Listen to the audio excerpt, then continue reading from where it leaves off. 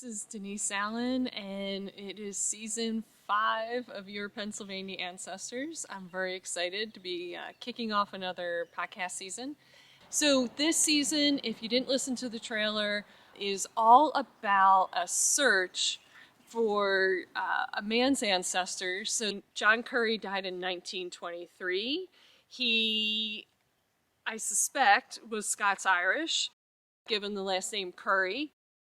With the first name John, it's a very common name in Pennsylvania, particularly Center Pennsylvania, where the family is from. And I suspect this family came early, like in the early 1700s. And I know a lot of you listening had family that came early to Pennsylvania. A lot of you listening had family that came somewhere in between. We're going to start with the 20th century record, work our way back through the 1800s records, and then to the 1700s records. So we're going to get different kinds of records depending on what the laws were at the time, depending on where the family was and what their religion was. And I'll show you all my reasoning, all the research. I developed a special site for that on Buy Me a Coffee.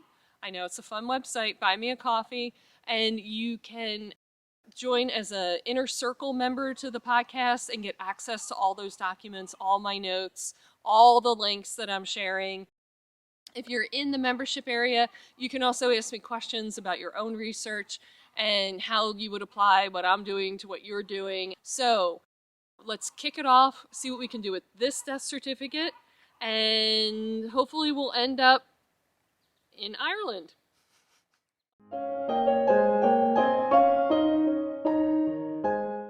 So let's take a look at John Curry's death certificate. Here we have an excerpt of the certificate, just a small clip of it, which talks about the cause of death. So this is the part filled out by the doctor, and I can tell that by the signature of the doctor matches the handwriting above it. It's a pretty good match. And I learned from this that he died on March 17th, 1923, at home. And I know it's at home because there's a section where they can fill out if it's at an institution or any sort of a hospital, and that part was left blank. The influenza that he died from, the contributory cause, lasted for 10 days. And then he had a pulmonary hemorrhage, which was ultimately the cause of death. On this certificate is also blue and red pencil, and I looked up those numbers and their codes in the International Classification of Deaths that was published in 1920. The code 11 there relates to the influenza, and the 107C is other diseases of the respiratory system. So it sounds like they didn't have a code for pulmonary hemorrhage to capture that in their vital statistics, but they did have this one for influenza. This being out in 1920, so soon after the 1918 Spanish influenza epidemic. It was obviously on people's minds, and they had broken the influenza down and the cause of death into many different subcategories.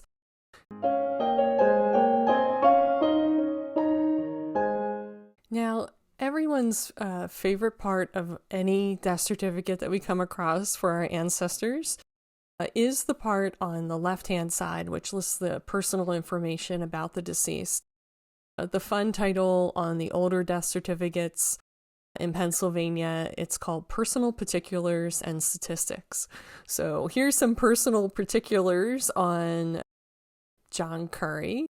He was born December 29th in 1889, and he died at the age of 33. So this influenza and then the pulmonary hemorrhage really took him at a young age. We know that his parents were born in Pennsylvania, he was born in Pennsylvania, and this information was reported by his wife, Anna Curry. So we have a name here for the father as William I, or maybe it's a T. It's hard to tell. It's an unusual looking letter. And so it's William I. Curry or William T. Curry. And the mother's name is Mary Toner. And the T in Toner looks like the middle letter in William's name, but it also might not be. I wrote it up in my research notes that to look for either one of those, and I'm not going to rule any of those out. And I'm getting sort of a clue here that if Anna Curry's telling me it's William I or T. Curry, that there might have been more than one William Curry in the area where John lived. The fact that they're all born in Pennsylvania, this is great. I can use my knowledge of Pennsylvania records and hopefully find some evidence of these individuals.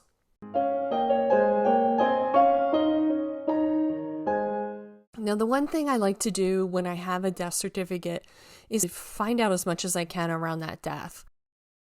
Because people were often in the newspaper when they died. I looked up John Curry in the Conshohocken Recorder. That paper is on the Pennsylvania State Library's PA Power Library website. I put the citation here on the slide so you can find it if you want to look it up yourself. And he had a mention on the front page of the edition on March 23rd. This article, I'm going to read the whole thing. It's only about 12 lines long.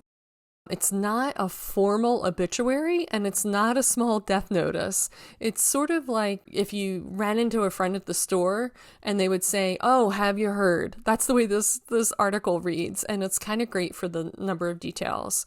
So it has a title, John Curry, and it says, "The death of John Curry, middle-aged, came suddenly from a hemorrhage at his home, Lavina Row, near Plymouth Meeting, early Saturday morning, the result of a supposedly cured ailment of tuberculosis.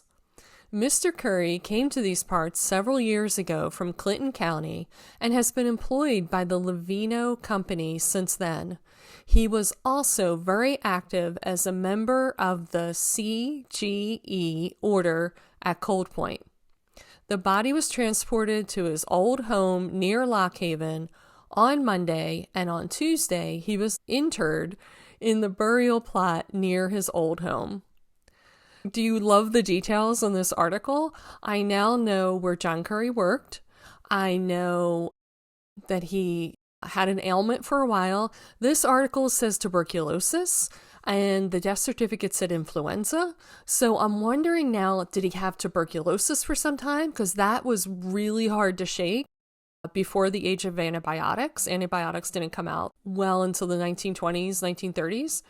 So this just sounds awful, like he was sick for a very long time. And I learned in this article that several years ago he came from Clinton County, so he didn't spend very long in the Plymouth Meeting area. So I have a timeline now a little bit. I have this mystery here of the CGE order. Like, what is that? It sounds like a fraternal organization. Fraternal organizations were extremely popular at the beginning of the 20th century. I have some fun research I can do here. And now I also know, it says in here, less part about the burial. So the death certificate said he was buried in Bellefonte on March 19th. The newspaper says near his old home, Lock Haven. So my next question is for myself, how far apart exactly are those places? So I made myself a Google map.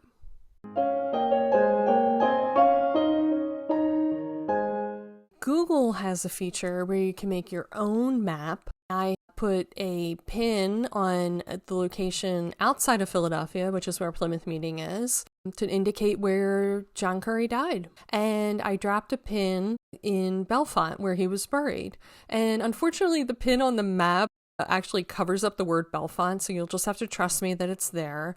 It's just north of State College. And you can see on the map that Lock Haven is just to the northeast of Bellefonte. So John Curry was somewhere between Lock Haven and Bellefonte, or maybe more Bellefonte, maybe more Lock Haven. Not sure. I can start with Center County records around Bellefonte. I can look at Clinton County records, which would be more Lock Haven, and see what I can find out about John Curry. So that gives me some places to start. So I'll be adding to this map as the season goes on, and we can see what we can build up. about the family as we go along. Hopefully it helps make some more sense of what I'm looking at in terms of records. In my mind too is like, how and why did they move from the middle of the state to the Philadelphia area? Was it just for a job, or was there something else that pulled them there or pushed them there? So more questions. So that wraps up our John Curry exploration of his 20th century death certificate. I hope you got something out of that you can use to discover your Pennsylvania ancestors. And be sure to check out the link for Buy Me a Coffee if you want to get the behind the scenes documents on this. I'm going to share some bloopers too. Let me tell you, I have bloopers from every single episode. And next episode is all about census records. So we're going to start with the 1920 census, which you likely have an ancestor in, and then work our way back for John and see what we discover about him, what questions come up, what trails we get to start on for further research. This is Denise Allen again with PAAncestors.com, and I hope you discover lots on your Pennsylvania ancestors.